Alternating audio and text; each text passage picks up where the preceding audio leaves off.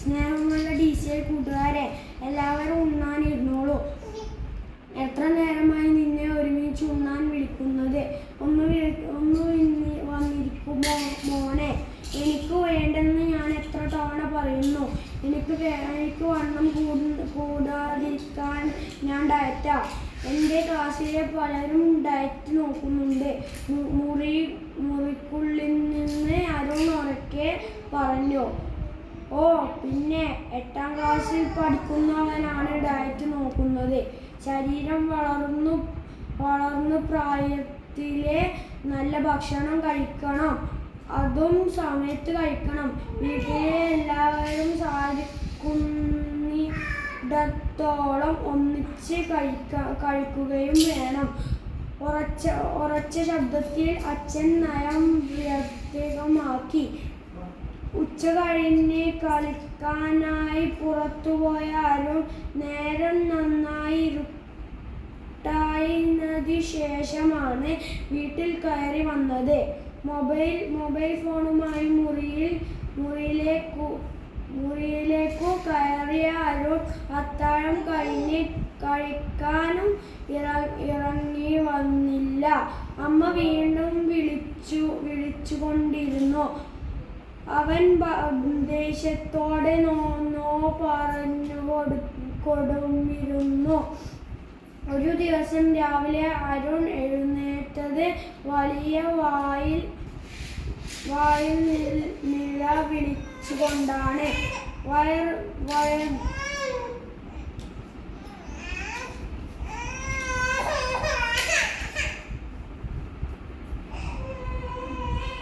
വയറ് കോതിക്കയറുന്നു. അവൻ വലിയ വയറുവേദനയായിരുന്നു. അച്ഛൻ്റെ കൂടെ ആശുപത്രിയിൽ എത്തി. പരിശോധന കഴിഞ്ഞ് ഡോക്ടർ പറഞ്ഞതു കേട്ട് അച്ഛൻ ഞെട്ടി. അരുണിൻ്റെ പാൻക്രിയാസിനു നീരുണ്ട്. ബയോപ്സിക്കു വിടണം. അരുണിൻ്റെ ആമാശയവും ഉദരത്തിലെ മറ്റ് അവയവങ്ങളും മാലിന്യമാത്രേ. പുറത്തു നിന്ന് ഭക്ഷണം കഴിക്കുന്നുണ്ടല്ലേ എന്ന് ചോദ്യത്തിന് ഇല്ല എന്ന് അച്ഛനും യെസ് സാർ എന്ന് അരുണും പറഞ്ഞു. കളിക്കാൻ എന്നും പറഞ്ഞ് വീട്ടിൽ നിന്നും മിറങ്ങുന്നവൻ പണക്കാരുടെ മക്കളോടൊപ്പം ഹോട്ടലുകളിൽ, ബേക്കറികളിലും കോഫി ഹൗസുകളിലും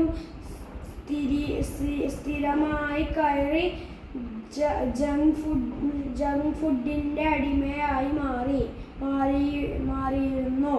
വീട്ടിലെ ഭക്ഷണത്തിന് രുചിയില്ല എന്നും പരാതിയാണ്. കാരണം ഹോട്ടൽ ബേക്കറി ഭക്ഷണത്തിൻ്റെ ഉമ്മാമിയാണ് എന്ന് ഡോക്ടർ പറഞ്ഞു. കൂട്ടുകാരെ, നിങ്ങൾക്കും ഈ ഉമ്മാമയുടെ അടിമകളാണോ? ഉമ്മാമി എന്ന ജപ്പാൻ വാക്കിൻ കൊതിപ്പിക്കുന്ന രുചി എന്നാണ് അർത്ഥം. തക്കാളി, പനീർ, മട്ടൻ, ചിക്കൻ, മത്സ്യം, കൂൺ, കടൽപ്പായൽ എന്നിവയായിരുന്നു ലഭിക്കുന്ന സ്വാഭാവികമയെ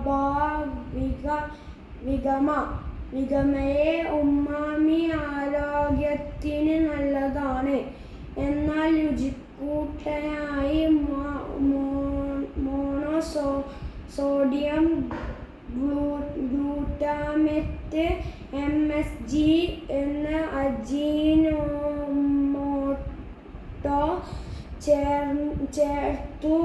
ചേർത്തുണ്ടാകുന്ന ഉമാമിയുടെ അടിമകളാണ് നമ്മുടെ കഥയിലെ അരുണും കൂട്ടുകാരിൽ ഒട്ടേറെപ്പേരും ഇന്നും കുട്ടികൾ യുവജനങ്ങളും മാത്രമല്ല മുതിർന്നവരും ജിയിലൂടെ നിർമ്മിക്കുന്ന ഉമാമിക്ക് അടിമകളാണ്. നമ്മുടെ വീട്ടിലുണ്ടാക്കുന്ന നാടൻ ഭക്ഷണം എന്നാർക്കും വേണ്ട ഭക്ഷണം ഇന്നും ഹോട്ടലിലാണ് എന്നും പറയാൻ പോരെ. നാവിൽ വെള്ളം ഉണർത്താൻ അജിനോമോട്ടോയുടെ ഉമാമിക്ക് കഴിവുണ്ട്. Noodles, fried rice, chicken burger, patties,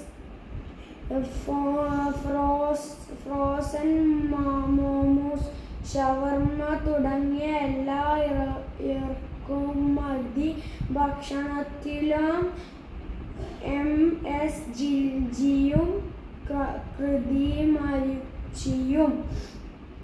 വിഷമയമായ നിറങ്ങളുടെ പൊടികളും ആസിഡും എല്ലാം അമിതമായ അളവിൽ ചേർക്കുന്നുണ്ട്.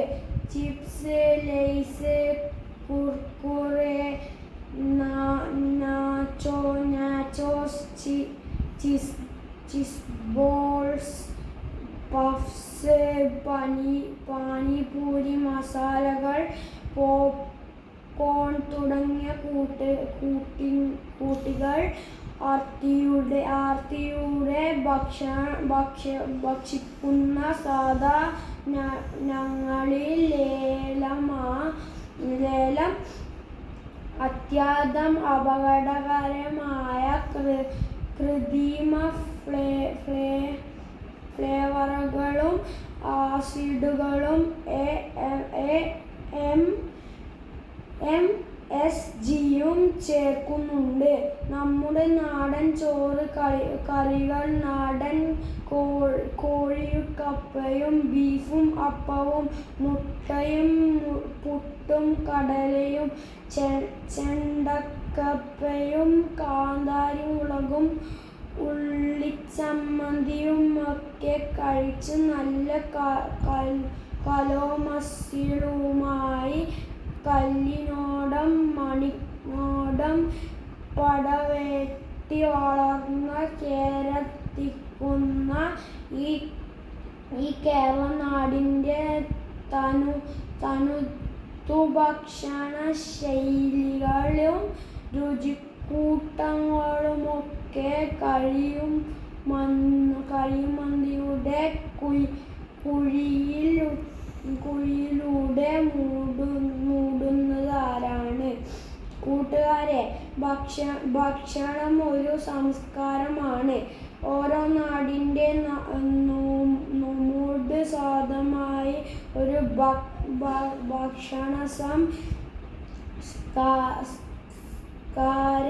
ഭക്ഷണചരിത്രം. അതിനാൽ നമുക്ക് വീട്ടിലെ ഭക്ഷണം കഴിച്ച് വളരാം. അരുണിനെ പോലെ പല കൂട്ടുകാർക്കും വീട്ടിലിരുന്ന് അച്ഛനും അമ്മയും പറയുന്നതിന് ഒരു വിലയുമില്ല. വയറും തിരമിയും ആശുപത്രിയിൽ ചെല്ലുമ്പോൾ ഡോക്ടർ പറഞ്ഞാലേ സത്യം മനസ്സിലാക്കൂ. നമുക്ക് വീട്ടിൽ ഭക്ഷണവും ഭാഷണവും മതി എന്ന് പറയാം. അമ്മ കറികളുടെ രുചിയും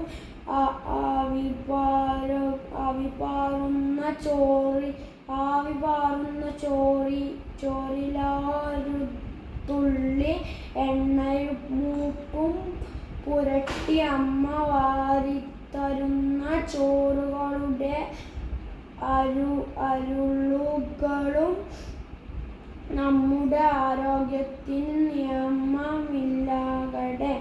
ആശംസകളോടെ സ്വന്തം കൊച്ചേട്ടൻ.